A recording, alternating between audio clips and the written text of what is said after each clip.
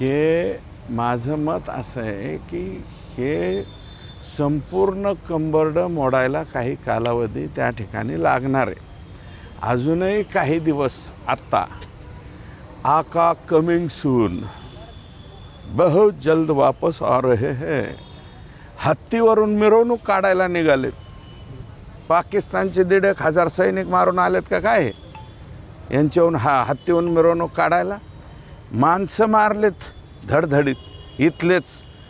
आणि तो पटेल जो पट्टेदार होता ना मुस्लिम समाजाचा, त्याच्यापासून सुरुवात झालेली. 40 लाखात तर मिटवला पट्टेदार संभाजीनगरचा. आणि मग हे किड्या मुंग्यासारखे गेलेत ना लोक. आणि तुम्ही काय संतोष देशमुख सांगताय? ही नावं कोणाची आहे? संगीत दिगोळे कोण नाव आहे? कराड कोणाचं नाव आहे? हां, गेलेला सुशील का काय त्याचं नाव होतं? हां, बंडू मुंडे कोण आहे?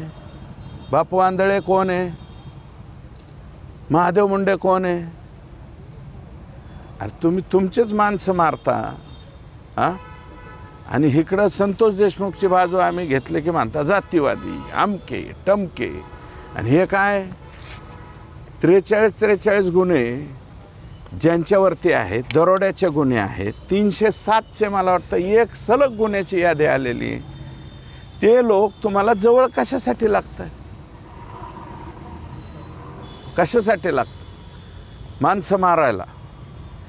मी अगोदरच मानलेलं आहे, माणसं मारायची एकाने, फिर्याद तिसऱ्यानेच द्यायची, आरोपी चौथे करायचे आणि जेलात 5वे घालायचे.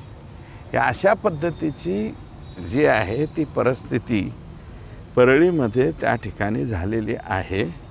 आणि परळी सोडून हे पहिल्यांदा संतोषांना देशमुखांच्या बाबतीमध्ये हात टाकायला गेले.